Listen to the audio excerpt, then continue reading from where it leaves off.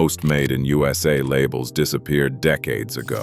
95% of clothing, 90% of electronics, and the majority of tools are now manufactured overseas.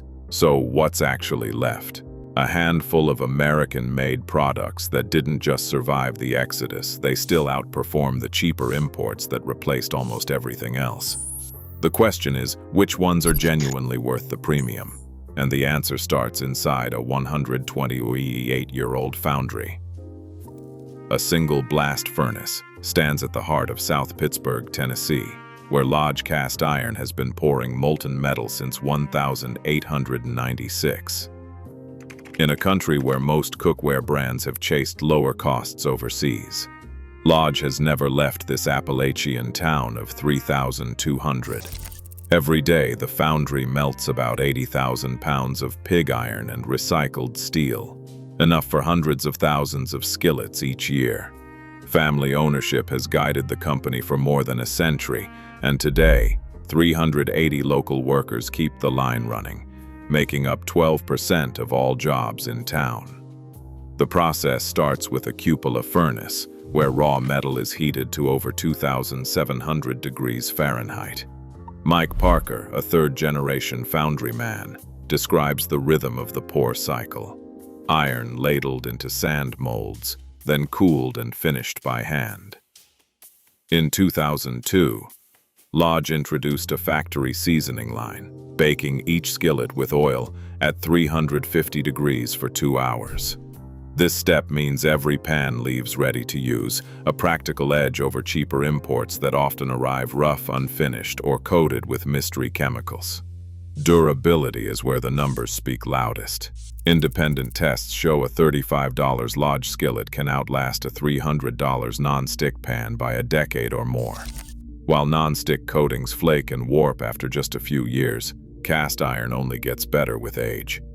The thick walls resist cracking and warping, even under heavy use. Many Lodge skillets are passed down for generations, and the company's limited lifetime warranty stands behind every piece. Over 15 years, a Lodge skillet typically saves its owner around $250 compared to buying and replacing disposable pans. For the people of South Pittsburg, the foundry is more than a workplace. It's the backbone of the local economy, supporting families and small businesses alike. In an era of throwaway goods, Lodge's commitment to American metals and skilled labor has produced a tool built to last a lifetime. The countdown begins here, with a skillet that proves durability. Durability can still be forged in the USA. A single pair of socks may seem an unlikely candidate for American manufacturing pride, but in Northfield, Vermont, Darn Tough has built its reputation on a promise few competitors dare to match: a lifetime guarantee, with no fine print. Dave Gifford, who oversees returns at the mill, describes the process as simple. If a sock wears out, no matter how many years or miles, the company swaps it for a new pair, no questions asked. This policy isn't just marketing. It's backed by a 40-year record without a single layoff, a rarity in the textile world. The 2003 conversion of an old quilting mill into a high-performance sock factory kept a local workforce intact when nearly every other American mill shuttered or moved production abroad. Darn Tough's formula is straightforward: high-density knitting with premium merino wool. Much of it sourced from U.S. farms, though some comes from New Zealand. The result is a $35 pair of socks that routinely outlasts $15 imports, with many customers reporting a decade of use before needing a replacement. Over 10 years, that's less than $4 per year, less than most people spend on throwaway socks that pill and unravel in months. For the 800 employees who keep the Northfield plant running, the guarantee isn't just a sales pitch. It's a source of pride and job security. Across the Mississippi in Red Wing, Minnesota, another kind of endurance is stitched into every boot. Since 1905, Red Wing Heritage has produced work boots designed for miners, loggers, and soldiers, supplying the U.S. Army during both World Wars. The company's 1987 acquisition of SB Foot Tanning brought the entire leather-making process under one roof, ensuring control over quality from hide to finished boot. Jenna Miller, a veteran craftswoman on the line, points to the Goodyear welt, a construction method that allows soles to be replaced rather than discarded.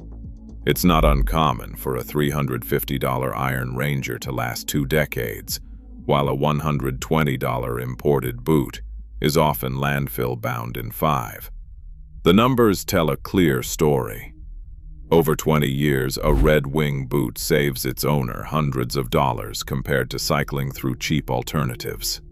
The company's zero layoff record and deep roots in its namesake town have kept 800 workers on the job, even as the American footwear industry hollowed out. Whether it's a sock or a boot, the principle holds. True value isn't just about price, but about how often you have to buy again. In Ada, Ohio, the art of making a football is measured in stitches, not seconds. Inside the Wilson factory, every official NFL game ball still begins as 4 panels of Horween leather, each one hand-cut and inspected for grain and strength. Tom Hoffman, a veteran craftsman, demonstrates the process that hasn't changed since 1955. A 72-step assembly, from shaping and stamping to lacing and inflation.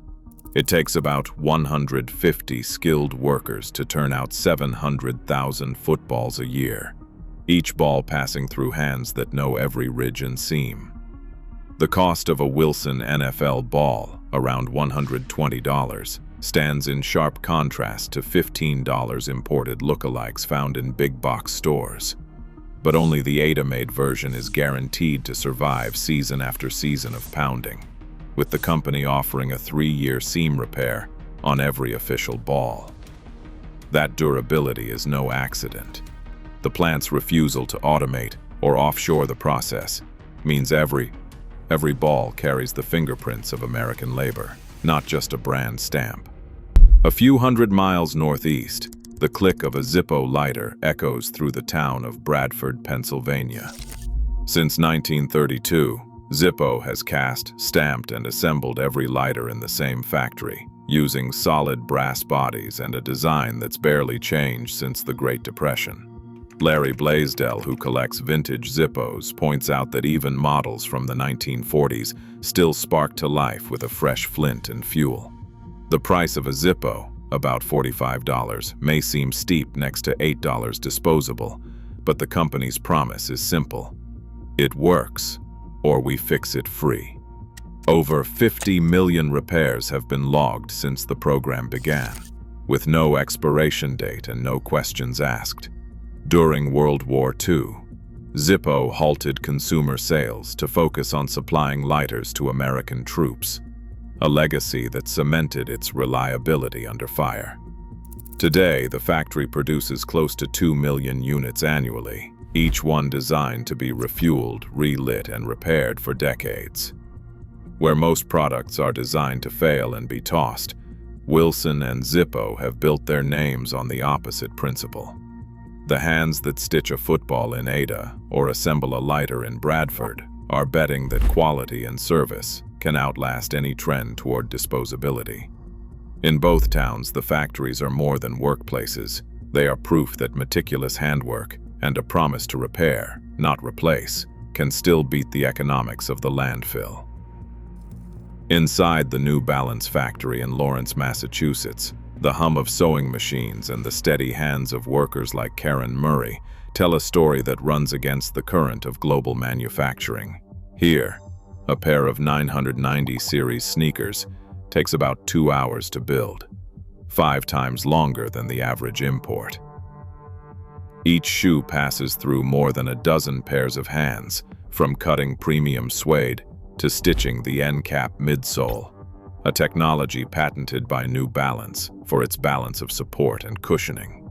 In a world where most sneakers are assembled in less than half an hour on automated lines in Asia, this commitment to slow, careful assembly is more than tradition. It's a business decision that's kept over 1,000 Americans on the payroll in Lawrence and Portland, Maine. The 990's origin dates back to 1982, when New Balance launched the first $100 running shoe. At the time, that price tag was unthinkable. But the company bet that runners would pay for a sneaker built to last, not just to look good for a season. The bet paid off. Today, the 990 series is still made in the United States, even as most of the brand's other lines have moved overseas. The domestic factories account for 22% of all manufacturing jobs in Lawrence, a city that once teetered on the edge of industrial collapse. The numbers draw a sharp contrast between the 990 and its imported rivals. A $180 pair of 990s will typically last 5 to 7 years of regular wear. An imported $100 sneaker, by comparison, is often replaced twice in 4 years. Over a decade, that means a household sticking with American-made New Balance can save about $120, factoring in fewer replacements and repairs. The savings aren't just financial. Across these 6 American-made products, the combined carbon footprint is cut by 1,500 metric tons of CO2 each year, thanks to longer service lives, local materials, and, in New Balance's case, the use of recycled content in every pair. For Karen Murray and her colleagues, the value of a domestic sneaker isn't abstract. It's measured in steady work, pride in craft, and the knowledge that what leaves the factory floor is meant to last. The 990 stands as proof that American manufacturing can still deliver a better deal, not just in quality but in dollars and cents. In a world flooded with throwaway imports, these few American-made standouts prove that real value endures, measured in decades, not months. Each product resists obsolescence with repair, guarantee, and craft. When quality is rare, choosing it becomes an act of everyday independence. What would you add to this list?